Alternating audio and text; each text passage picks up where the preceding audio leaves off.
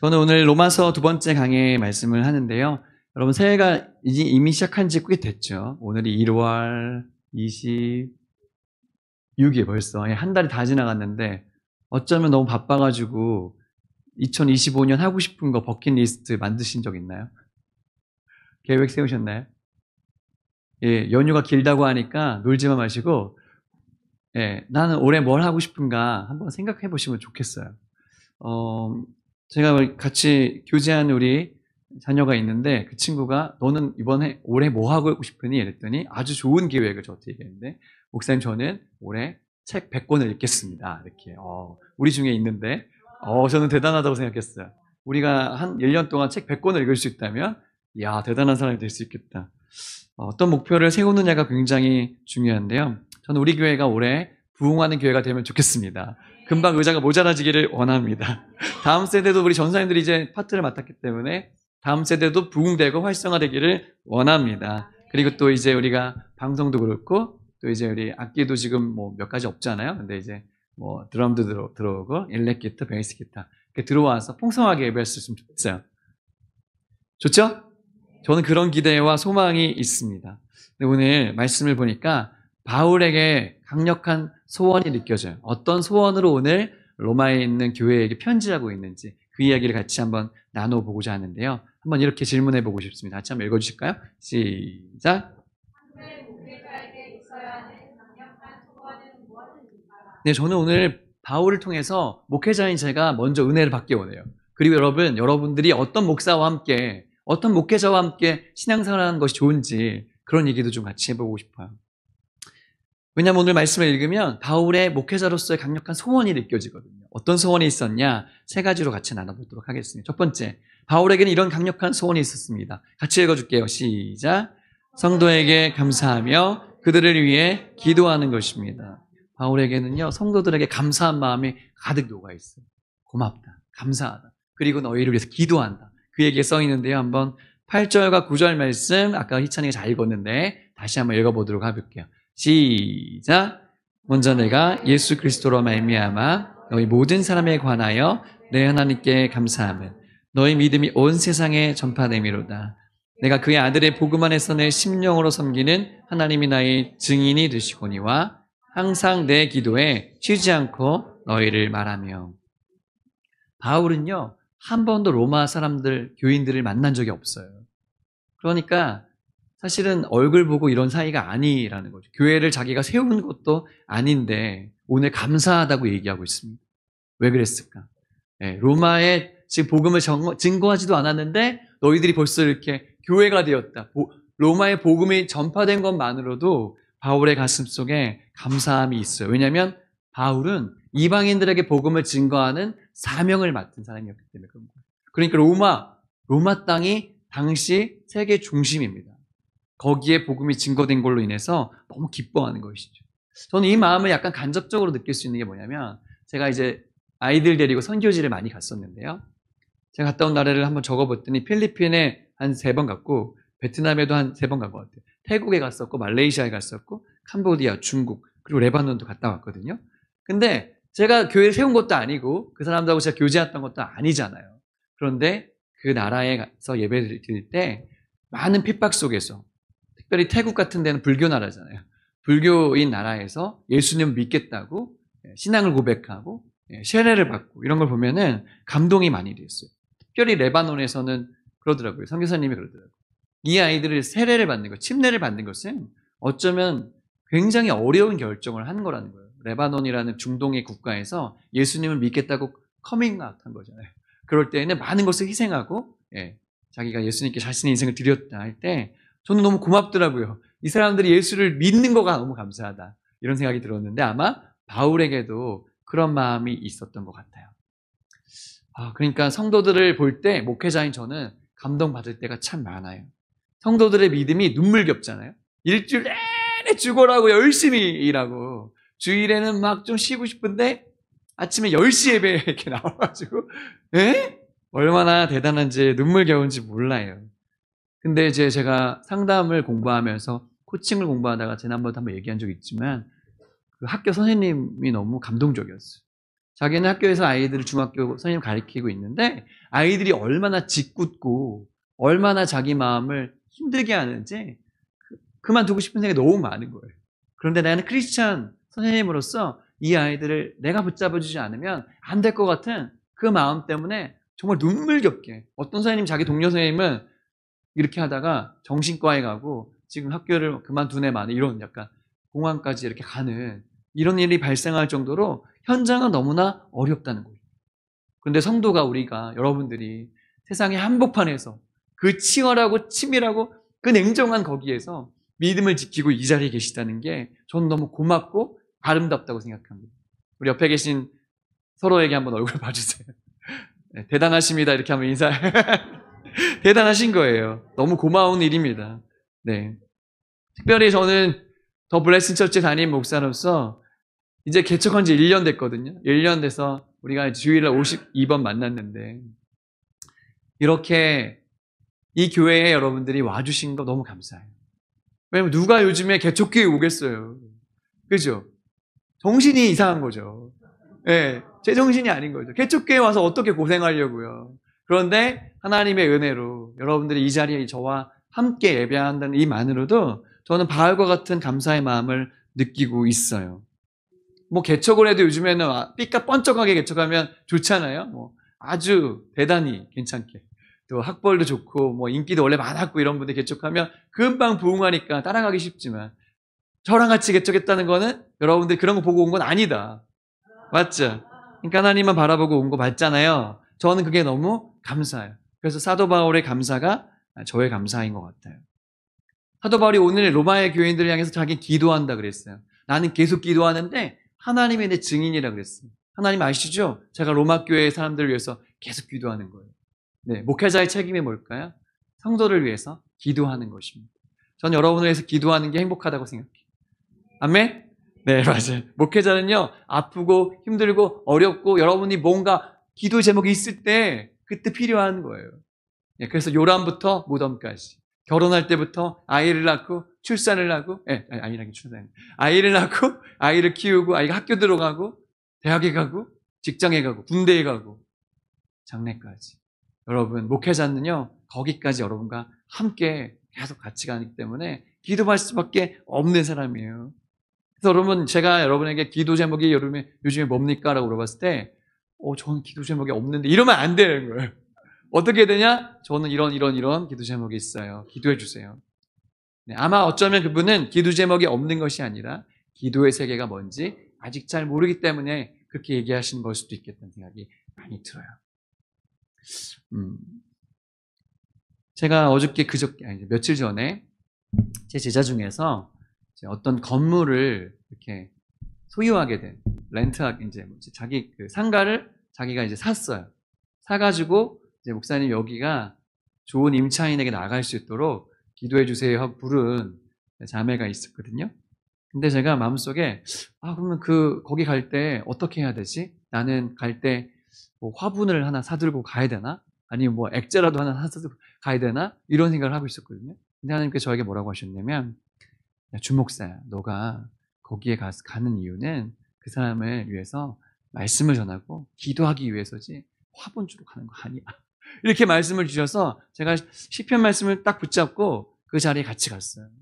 내가 해줄 수 있는 제일 좋은 선물은 기도해 주는 거라고 생각했습니다. 말씀을 전하고 한 요 정도 공간 될 것 같아요. 45평 정도 됐거든요.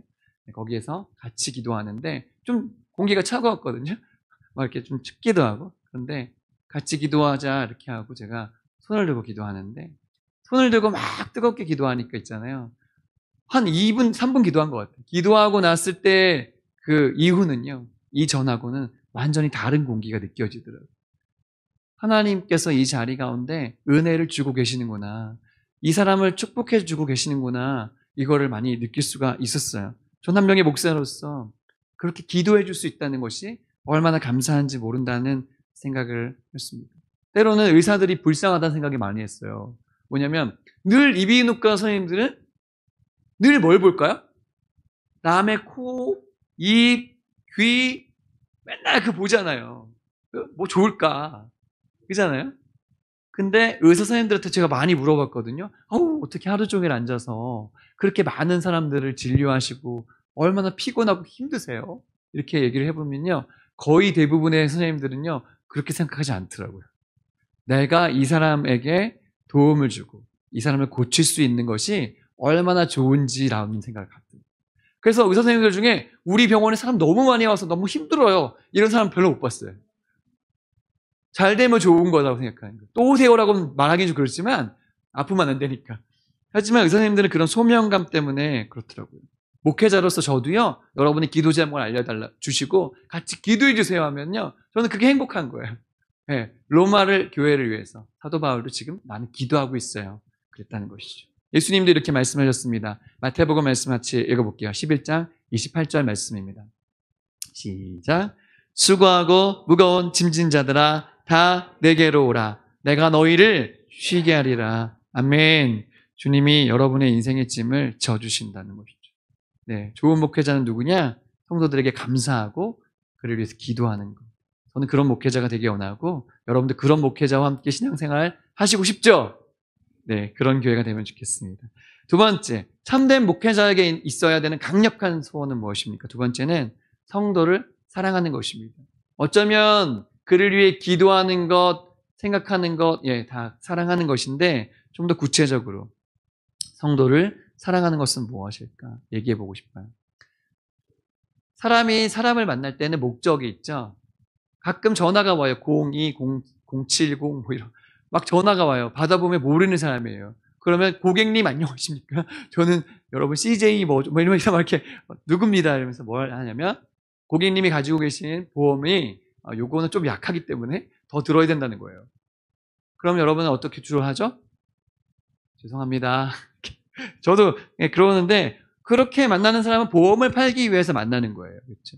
여러분이 학원에 가는 이유는 뭡니까? 만나는 이유가 뭐예요? 학원 선생님은? 공부를 더 잘하고 싶은 마음에 만나는 거잖아요. 그렇죠? 소개팅을 하는 이유는 뭡니까? 네? 심심해서? 좋은 배우자를 만나서 결혼하고 싶으니까 소개팅을 하는 거잖아요. 만나면 다 이유가 있어요. 그렇죠? 사도 바울은 왜 로마에 있는 성도들을 만나고 싶었을까? 왜 만나고 싶었을까? 그런 얘기들을 좀 해보려고 그래요. 바울은요, 로마의 성도들을 보고 싶었고, 또 그들을 만나고 싶었어요. 원래 좋아하는 거는요, 계속 만나고 싶어요. 아마 요즘 같았다면 로마 교회 유튜브에 들어가서 보지 않았을까? 인스타그램에 가서 어떻게 이 사람들이 누군지 보지 않았을까? 하지만 사도 바울은 그때 당시 볼 수 있는 상황은 없었어요. 그러니까 이렇게 얘기하는 10절 말씀에 이렇게 얘기하고 있습니다. 같이 한번 읽어볼까요? 시작. 너희에게로 나아갈 좋은 길 얻기를 구하노라. 왜 만나고 싶었을까? 11, 12절 말씀에 이어서 한번 읽어보도록 하겠습니다. 시작. 내가 너희를 보기를 간절히 원하는 것은 어떤 신령한 은사를 너희에게 나누어 주어 너희를 견고하게 하려 함이니 이는 곧 내가 너희 가운데서 너희와 나의 믿음으로 말미암아 피차 안위함을 얻으려 함이라. 왜 보고 싶냐? 뭔가를 주고 싶다는 거예요. 뭘 주고 싶대요? 신령한 은사를 주고 싶대요. 네. Some spiritual gift. 어떤 영적인 선물을 주고 싶다는 거예요. 그게 어쩌면 우리가 생각할 때는 방언이나 귀신 쫓는 거나 이런 것이 아니라 사도 바울이 그들을 만났을 때 줄 수 있는 영적인 도전을 주고 싶다는 이야기를 지금 하고 있는 것입니다. 그것을 볼 때 바울은 기뻤을 것이다. 여러분, 목회자가 여러분에게 줄 수 있는 제일 좋은 선물은 영적인 선물이라는 것을 믿으시기 바랍니다. 네, 저도 달리기 같이 할 수 있고 맛있는 것도 같이 먹을 수 있고 놀 수도 있고 그렇지만 제가 해야 될 제일 좋은 선물은 여러분들에게 좋은 말씀을 전하는 거라는 생각을 가져요, 여러분. 우리가 다다음 주부터 수요일 날 이제 충돌하는 세계관 2를 하는데 이번에는 사회학과 심리학 법학의 측면에서 세상이 어떻게 움직이고 있는지 전문가들과 함께 세계관을 심어주는 일을 하려고 그래요. 우리는 왜 이런 일을 하려고 할까요? 이것이 한국교회와 우리 주변에 있는 크리스천들에게 선물이 되게 원하는 마음으로 우리는 그렇게 하려고 하는 거예요. 맞죠? 아무도 안 하니까. 아무도 이런 일을 하지 않으니까 우리가 해야겠다는 생각을 하게 돼요. 그런데 생각해 보니까 우리가 누군가를 도와주려면요. 우리가 자립이 되어야 돼요. 우리는 지금 약간 아직은 미자립 교회거든요. 아직 좀 더 성도들이 많이 늘어나서 자립이 돼야지만 도와줄 수 있는 상태까지 올라간단 말이에요. 자립이 안 되면 기생하게 돼요. 우리는 조금 더 오래 사이즈를 키워서 우리뿐 아니라 남도 도울 수 있는 자립하는 교회가 되면 좋겠어요. 빨리 아멘 크게 해서 아멘. 이렇게 좋은 자리를 주셨는데 하나님이 그럴 수밖에 없는 상황인 거죠. 지방에서 예배 때 어떤 목사님이 설교를 하시는데요. 자기가 개척을 했는데 처음에 옛날에 개척을 했는데 열심히 목회해도 사람들이 오지 않더래요. 그런데 있잖아요. 어느 날 사모님이 너무 아파서 입원한 거예요. 그래서 의사가 딱 진단을 해보더니 목사님한테 오라고 하더래요. 이렇게 얘기하더래요. 어떻게 사람을 이 지경으로 만들었어요? 지금 영양실조로 이렇게 만드는 건 정말 아니죠. 왜 이렇게 됐어요? 너무너무 속상하더래요. 너무너무 미안하더래요. 근데 이 목사님이 가난한 사람이 아니고 원래 집이 부자고 도와줄 사람이 많았대요. 그리고 자기를 개척했을 때 도와주겠다는 사람이 그렇게 많았답니다. 그런데 자기 마음속에는 내가 하나님 의지하고 개척해서 자립하지 않으면 안 될 거라는 강력한 믿음이 있어가지고 그렇게 정말 힘들게 목회 시작한 거예요. 네, 그런 자립하고자 하는 마음이 있었을 때 하나님께서 그 목사님에게 축복해 주셔서 3년 만에 자립하고 지금 수원에 있는 교회를 지었는데 얼마나 교회가 예쁜지 엄청난 교회를 지어서 은퇴를 앞두고 있더라고요. 여러분, 우리 교회가 충돌한 세계관 시즌2를 통해서 사람들에게 영적인 스피리추얼 기프트를 주려고 하는 거예요. 아멘? 그래서 잘할 수 있게 기도해 주시기 바랍니다. 보고 싶다고 말했잖아요. 성도들을 보고 싶다고 말했을 때 봤을까요? 못 봤을까요? 나중에. 바울이 이 소원을 이뤘을까? 못 이뤘을까요? 이뤘죠. 사도 바울이 끝에 어디서 순교했습니까? 로마에서 순교했습니다. 어떻게 갔습니까? 이스라엘에서 재판이 되고 있을 때 로마에게 상소했죠. 그러니까 로마 시민권인 그가 로마까지 죄인의 신분이지만 갈 수밖에 없었어요. 그러니까 나중에는 로마까지 입성한 것이 성경에 나오는 장면입니다. 소원하면 이루어져요. 보게 되는 것이죠. 저는 마음속에 소원하니까 나는 이스라엘 땅 한번 가보고 싶은데. 예? 이건 사실 좀 부끄러운 일이에요. 그렇잖아요? 의사가 만약에 사람들을 한번 해부해보지 않고 이렇게 직접 다 보지 않았는데 의사 잘한다면 좀 이상한 일이겠죠. 저는 목사로서 예수님 복음 증거하고 성경 얘기하는데 다 이스라엘 땅 얘기인데 이스라엘에 못 가보고 주변 나라만 많이 가봤어요.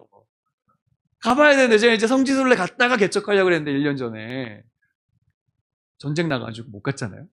그래서 마음속에 소원이 뭐냐? 주님, 저는 이스라엘 땅을 한번 밟아보고 거기서 주님의 걸었던 그 자리에 가보고 이스라엘 백성들이 갔던 그 땅 밟아보고 그리고 목회 제대로 해보고 싶어요. 이런 소원이 있거든요. 저는 그 소원이 이루어질 줄 이제 휴전했잖아요. 이루어질 거로 믿어요. 근데 여러분 왜 이런 얘기 하냐면 저는 혼자 가고 싶지 않고 여러분과 함께 가고 싶어요. 같이 갑시다. 그래서 같이 성지에서 주는 하나님의 은혜를 한번 느껴봅시다. 돈 벌었다 뭐 했을 거예요? 거기다 씁시다. 지금 추석 때 사람들이 엄청 나간대, 해외로. 몇백만 명이 나간대요. 다 놀러 가는 거잖아요. 우리 의미 있는 일에 함께 동참하면 좋겠다는 소원이 저에게 있더라고요. 참된 목회자가 가져야 되는 강력한 소원. 세 번째는 무엇입니까? 한번 읽어보겠습니다. 시작! 복음에 목숨을 걸어야 합니다. 목회자는요, 어디에 목숨 걸어야 돼요? 복음에 목숨 걸어야 돼요. 목회자 중에요, 족구나 축구나 배드민턴이 이런 데 목숨 거는 사람이 있어요? 몇 명 있습니다. 하지만 저는요, 복음에 목숨 걸어야 된다고 믿어요. 아멘. 여러분의 목사가 어디에 목숨 걸어야겠습니까? 복음에 목숨 걸게 기도해 주시기 바랍니다. 사도 바울의 고백도 그거였다는 거죠. 14, 15절 같이 읽어볼게요. 보여주세요. 시작. 헬라인이나 야만인이나 지혜 있는 자나 어리석은 자에게 다 내가 빚진 자라. 그러므로 나는 할 수 있는 대로 로마에 있는 너희에게도 복음 전하기를 원한다. 네, 복음 전하고 싶다는 거예요. 로마에 있는 너희들에게 복음 전하고 싶어요. 저는요, 이런 소원이 있었다는 거죠. 자막에 보여주시면 로버트 우드러프라는 사람이 있습니다. 로버트 우드러프라고 얘기하면 아무도 못 알아들을 거예요. 그렇죠? 이 사람이 근데 한 말은 여러분이 들은 적이 있을 것입니다. 내 혈관 속에 흐르는 것은 뭐예요? 피가 아니라 코카콜라다. 이 사람이요, 코카콜라 회사를 만든 사람이 아니에요. 코카콜라의 세 번째 CEO가 된 사람입니다. 그의 아버지가 원래 코카콜라 회사를 샀어요. 그래가지고 회사를 키우려고 봤더니 뭔가 좀 어려움에 봉착했거든요. 근데 다른 회사에 다니던 아들이 굉장히 경영력적으로 뛰어나다는 걸 알게 되었어요. 그래서 자기 아들을 회장으로 CEO로 세웁니다. 그때 아들이 되게 많은 연봉을 받고 있었는데 그 많은 연봉을 까먹고 이 회사의 CEO로 딱 온 거예요. 1923년 4월 28일 날 CEO가 되거든요. 그로부터 6년이 지나지 않아서 이 코카콜라 회사가요, 엄청나게 급성장을 하게 됩니다. 올림픽에다가 자기 회사 광고를 내기 시작해서 어마어마한 천문학적인 금액을 투자해서 광고를 하기 시작해요. 그리고 코카콜라의 맛이 언제나 똑같아야 된다 생각해서 그 설비를 가장 최신의 설비를 하게 되고 맛을 보장하기 위해서 최선의 노력을 들여요. 어떤 최고의 품질을 위해서라면 어떤 것도 다 투자하겠다는 그런 일념 속에 코카콜라 회사를 세계 인류 기업으로 만들죠. 그들이 썼던 광고 전략 중에 6개의 코카콜라 병이 들어있는 핸들, 이렇게 한 품에 딱 드는 그 팩이 굉장히 큰 성공을 거두게 되거든요.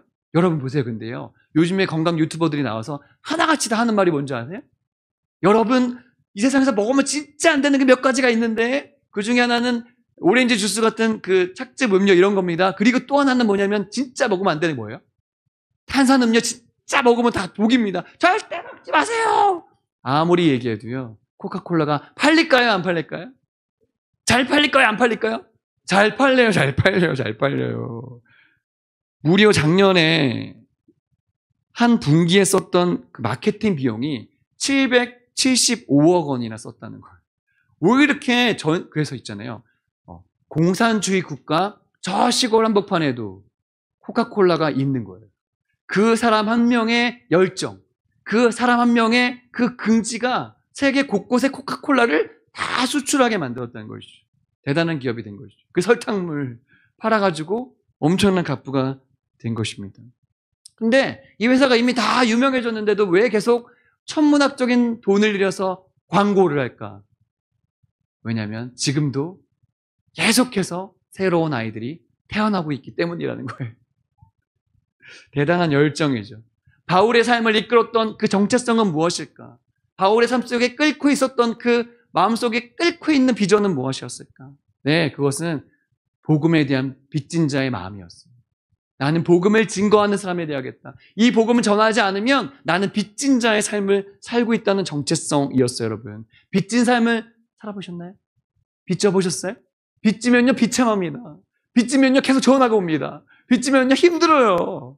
네, 할부금 갚는 것도 빚진 거잖아요. 그거 웬만하면 할부하지 마세요. 힘든 거 깔려있는 거예요.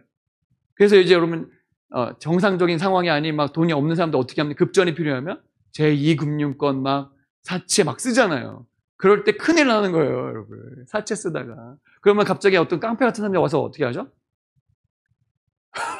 오더니 막 때리고 뭐 쓰라 그러죠. 뭘 쓰라 그래요? 신체 포기각서 이런 거. 팔 자른다, 뭐 장기 빼간다, 막 그러면서 엄청 협박하잖아요, 여러분. 빚졌을 때 얼마나 비참한데요. 예. 여러분, 사도 바울의 마음이 빚진 자의 마음이라는 거예요, 지금. 이 빚을 안 갚으면 마음이 불편하다는 것입니다. 무슨 빚이에요? 복음의 빚을 자기는 갚아야 된다는 것입니다. 그 정체성이 사도 바울로 하여금 전 유대를 떠나서 전 세계를 복음화시키는 일에 앞장서게 만든 것이었죠. 로버트 우드러프가 코카콜라에 미친 것처럼 바울은 복음에 미친 사람이 되었어요. 사자성어에 이런 말이 있죠. 불광, 불급. 미칠 광자거든요, 앞에는. 미치지 않으면 급, 다다르지 못한다. 미쳐야 미친단 말이 여기서 나온 거거든요. 미쳐야 다다른다는 거예요. 여러분 어떤 일을 하시더라도 여러분이 어떤 일을 지금 하고 계십니까? 여러분 거기에 미치시기 바랍니다. 거기에 다다르시기 바랍니다. 왜요? 하나님이 거기에 소명을 주셨다면 끝까지 해내세요. 열심히 해보세요. 미쳐야 미치는 거예요. 이수진 장군은요, 대한민국을 지키려고요, 조선 아빠들 연구했어요. 끝까지 미쳤어요. 그거 지켜냈잖아요. 작은 인원을 가지고 있잖아요. 바울이요, 복음에 미친 사람이었어요. 전도 3차 여행을 다 하고 나서도 끝까지 복음을 증거하다가 로마의 거기 한복판에서 목이 잘려서 죽는 일까지 아무도 그를 말릴 수가 없었어요. 계속 돌 던짐을 당하고요. 매맞음을 당하고 감옥에 갇히고요. 죽었는 줄 알고 버렸는데 다시 일어났잖아요. 그렇게 했어도 사도 바울의 복음의 불을 끌 수가 없었다는 것입니다. 저는 주욱이 목사가 어디에 미쳐야 되냐? 저는 여러분 우리 교회 전도사님들이 어디에 미쳐야 되냐? 저는 복음이라고 믿습니다. 제가 좋아하는 쇼 호스트 중에서 물건 파는 사람 있잖아요. 제 제자 중에 양승호라는 친구가 있거든요. 그러면 아마 CJ인가 그 친구가? GS인가? 그 중에 하나인데 거기 쇼 호스트예요. 그래서 여러분 어머니들 이거 뭐 맛있고요. 뭐 이거 예쁘고요. 막 파는 되게 잘 팔아요. 얼굴 잘생겼어. 근데 이 친구가 최근에 아기를 낳았거든요. 자기 아기를 낳고서는 너무 예쁘니까 막 아빠가 막 눈물을 막 이렇게 흘리고 뭐 감동적이면서 막 이렇게 하는데 아내가 이제 조리원에 들어가 있으니까 맨날 조리원 생활을 해야 되잖아요. 근데 그 친구가 있잖아요. 어느 날 인스타그램에다가 자기가 파는 물건 중에 실리콘 백인가 뭐 해서 실리콘 이렇게 백인데 안에다 뭐 넣으면 이렇게 뭐 전자레인지도 들어갈 수 있고 뭐 안전하게 보관도 되고 뭐 이런 거 있어요.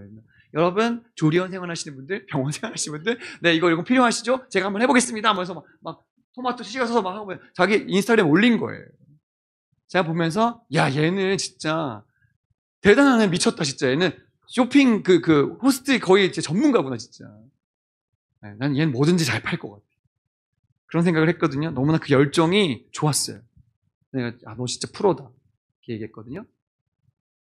하나님 모르는 사람 중에 유재석이라는 사람이 있죠.